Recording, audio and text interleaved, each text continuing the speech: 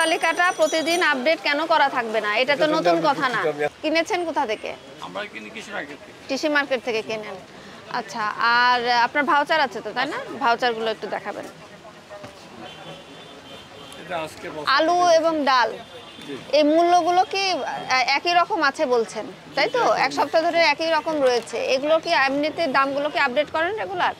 এইগুলো মোটামুটি হ্যাঁ, আলুর এক সপ্তাহ আগে কত দাম ছিল? আলুর দাম আগের দামই আছে 49 টাকা। 49 টাকা দিয়ে কিনেছেন এক সপ্তাহ আগে? 48, 49। আচ্ছা, আর বিক্রি করতেন কত দিয়ে? 55 টাকা। 55 টাকা, এখনো একই দামে আছে। আর মূল্য তালিকা তো প্রতিদিনই টানান বোধহয়। ঠিক আছে কিনা? চাল খুচরায় বিক্রি করেন? আচ্ছা,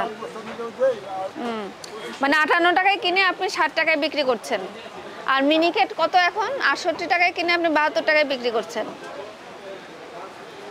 রেগুলার কি এই দরটা টানান, মূল্য তালিকা টানান প্রতিদিন?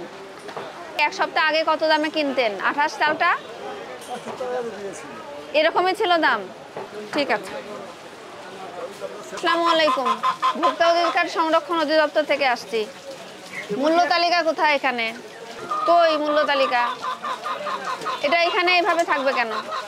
এই দেখি মূল্য তালিকা, দেখি এদিকে দেখি।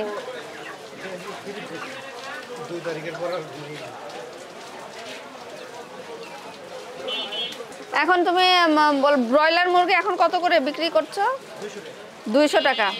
উপরে টানা ছিল, ওটা খুলে দিল 2 তারিখে। আপনি ব্রয়লার মুরগি বিক্রি করেন 200 টাকা, এখানে লিখে রেখেছেন 190 টাকা।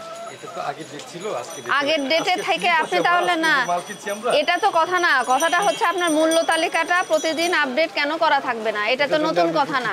আপনার মূল্য তালিকা প্রদর্শন না করার জন্য যে 50,000 টাকা অর্থদণ্ডের বিধান রেখে 2009 সালে একটা আইন করা হয়েছে, এটা তো নতুন না। আমরা আপনাদের এই বাজারে মোটামুটি প্রতি সপ্তাহে কোনো না কোনো টিম আসে না? তারপরেও এরকম ভুল কেন হলো? আপনার অন্যান্য প্রতিষ্ঠানে আমরা এই মুদি দোকানে আস্তে আস্তে দেখেছি যে সব দোকানে মোটামুটি আছে, কিন্তু আপনার এখানে এসে পাইনি। আর আপনার এখানে 2 তারিখ আপনি আপডেট এখানে 190 টাকা লিখে রেখেছেন, বাস্তবে বিক্রি করছেন 200 টাকা। আপনাকে সতর্কতামূলকভাবে 5,000 টাকা জরিমানা আরোপ করা হচ্ছে। আপনার জন্য এটা শিক্ষা, যাতে আপনি পরবর্তীতে এই ভুলটা না করেন।